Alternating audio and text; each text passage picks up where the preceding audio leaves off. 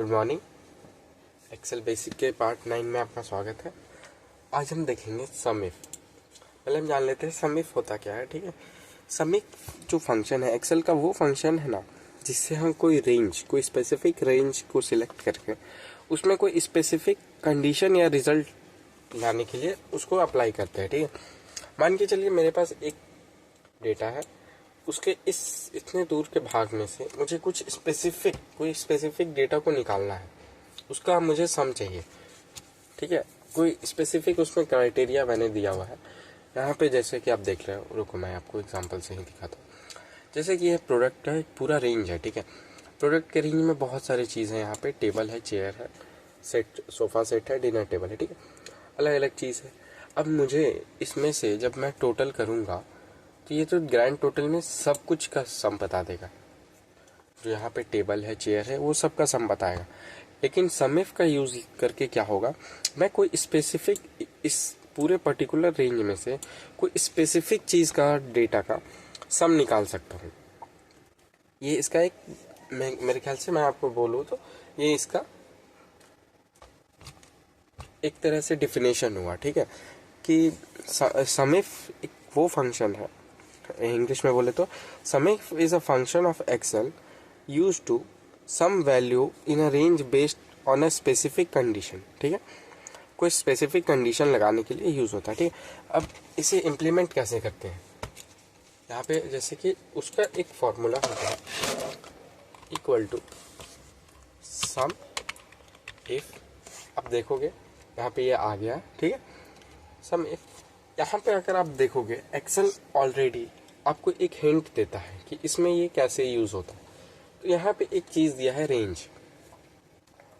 तो ये रेंज क्या चीज डिटरमाइन करता है, तो मैं बता देता हूँ। जो फर्स्ट क्राइटेरिया है इसका आता है रेंज। तो रेंज वो एरिया होगा जिस रेंज में से आपको कोई डेटा को स्पेसिफाई करना है। मान के चलिए यहाँ पे मेरे पास लाखों डेटा है, यहाँ से यहाँ तक मेरे पास बहुत सारे डेटा है। ठीक है, मैं इतना ही दूर को, तो ये इस रेंज में जो डेटा हो गया वो उसे स्कैन करेगा। ठीक है, सबसे फर्स्ट कंडीशन। फिर इसमें यूज होता है कॉमा लगाने के बाद क्राइटेरिया।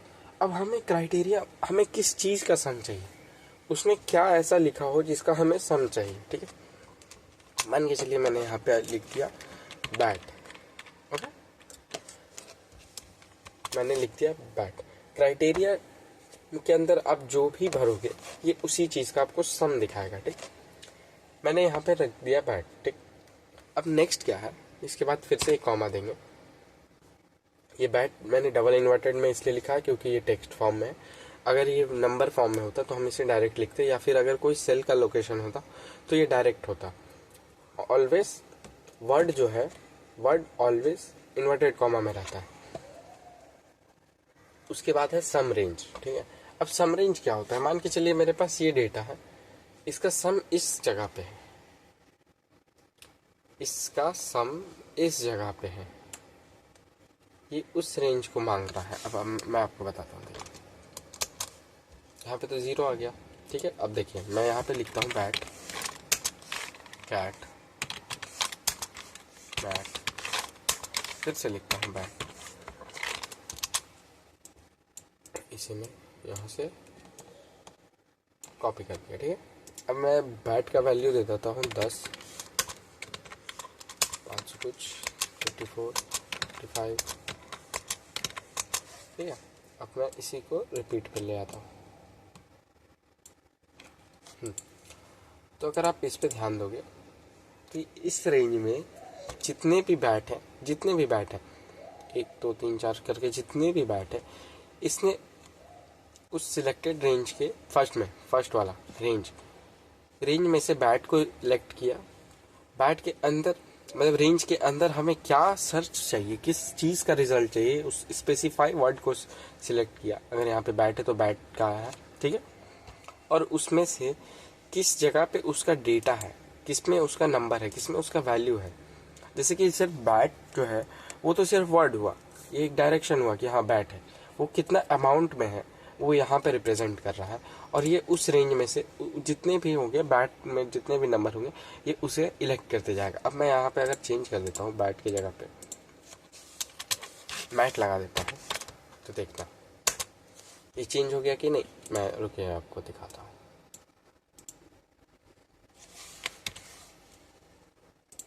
इसे मैं कॉपी करता हूँ।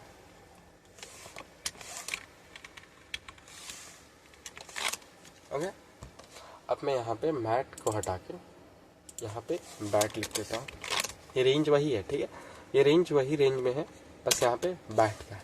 देखिए इसने क्या किया, यहाँ पे इस रेंज में जितने भी बैट थे उसे यहाँ दिखा रहा है, जितने भी मैट थे इस रेंज में उसे यहाँ दिखा रहा है, ठीक है। अगर मैं यहाँ पे अगर इस मैट का वैल्यू में कुछ भी चेंज करता हूँ, ये ऑटोमेटिकली वहाँ रिजल्ट में चेंज हो जाएगा। देखिए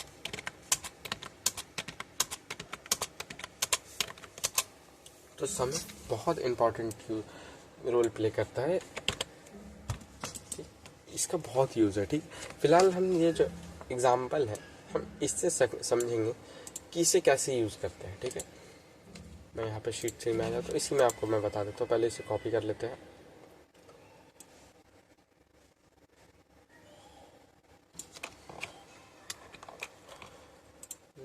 पूरे को कॉपी कर लेते हैं।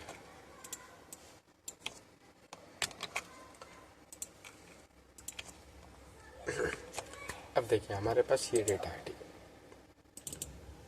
ठीक है, ये डेटा है। अब मैं इसमें से क्लियर कर देता हूँ, इसे क्लियर ऑल, इसमें से इसको भी मैं क्लियर कर देता हूँ फिलहाल के लिए।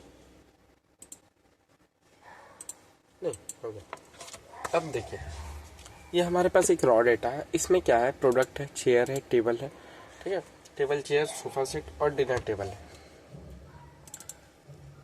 हमें यहाँ पे क्या पूछ रहा है कि टोटल नंबर ऑफ चेयर, ठीक है, टोटल अमाउंट ऑफ चेयर कितना हुआ।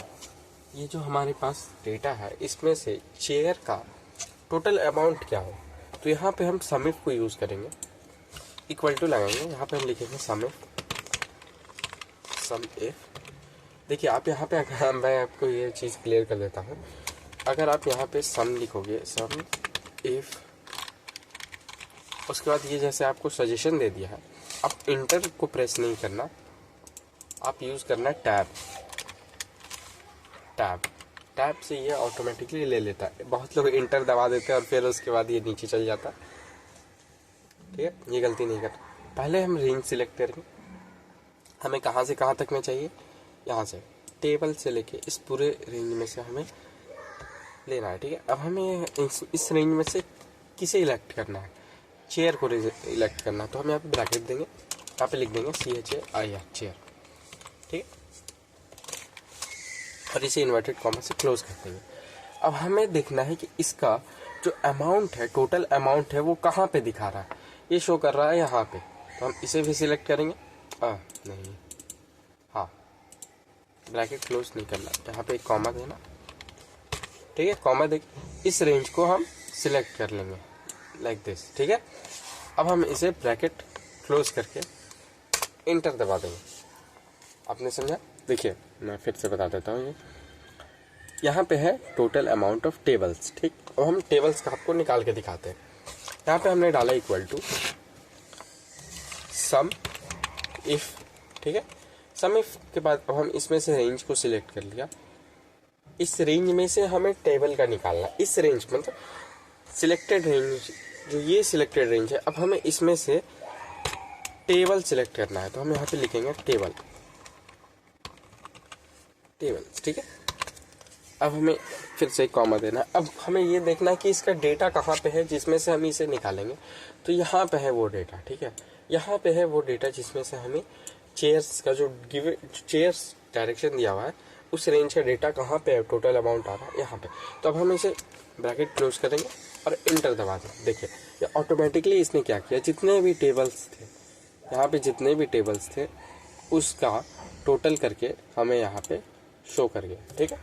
अब फिर से हम एक बार देखते हैं, यहाँ पे फिर से है क्या है, total amount of dinner table, ठीक है, सम इफ, ठीक है, सम इफ लगाया हमने, फिर से एक रेंज सिलेक्ट किया, फिर से एक कॉमा दिया, हमें क्या देना है यहाँ पे, डाइनिंग टेबल, ठीक, डिनर टेबल। एक चीज़ का ध्यान रखें, अगर यहाँ पे स्पेस होगा तो आपको स्पेस देना होगा, क्योंकि ये स्पेस एक कैरेक्टर है। मैं हर बार बताता हूँ, स्पेस एक कैरेक्टर की तरह रिप्रेजेंट होता है। अगर मैं यहाँ पे टेबल के बाद अगर यहाँ पे मैं एक स्पेस भी दे दूंगा तो ये काम नहीं करेगा, ठीक है। जो यहाँ पे डेटा में लिखा होगा आपको एग्जैक्ट वही कॉपी करना होगा। फिर से हम एक कॉमा देंगे और फिर इस रेंज को सिलेक्ट कर लेंगे, एंटर। देखा, बहुत सिंपल है। अब देखिए यहाँ पे थोड़ा चेंज हो गया। अब यहाँ पे क्या है, टोटल अमाउंट ऑफ सेक्टर 4। तो सेक्टर 4 किस रेंज में है, इस रेंज में है। तो अब हम इसे कैसे निकालेंगे, इक्वल टू, फिर से हम समेट देंगे, समेट दे दिया हमने। रेंज जो है इस बार हमारा ब्रांच में से है, इस ब्रांच में से जितने भी सेक्टर 4 है उसमें से हमें निकालना है। फिर हम कॉमा देंगे, डबल इन्वर्टेड कॉमा, यहाँ पे हम लिख देंगे सेक्टर स्पेस। देखिए यहाँ पे स्पेस है और 4। अगर मैं स्पेस नहीं दूंगा तो ये काम नहीं करेगा, ये वर्क नहीं करेगा। और यहाँ पे अमाउंट कहाँ पे है, यहाँ पे। इसे ब्रैकेट से क्लोज कर देंगे और एंटर दबा देंगे। देखिए ऑलरेडी अगर मैं यहाँ पे ये जो सेक्टर 8 है मैं इसे सेक्टर 4 कर दूँगा तो ये ऑटोमेटिकली यहाँ पे चेंज कर रहा है। देखिए मैं फिर से दिखाता हूँ, ये जो 55 है मैं इसे 4 कर देता हूँ। देखिए ये ऑटोमेटिकली चेंज हुआ ना। तो सम इफ बहुत ही इंपॉर्टेंट चीज़ है। मैं आपको एक और चीज़ दिखाता हूँ जिससे आप एक कमाल का फीचर बना सकते हो। मान के चलिए आपने यहाँ पे इसी सबको सिलेक्ट कर लिया,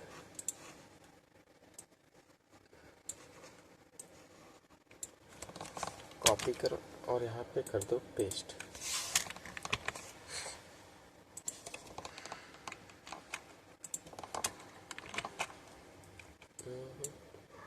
हाँ देखिए, अब मैं आपको एक बहुत इंटरेस्टिंग चीज़ बताता हूँ। वैसे तो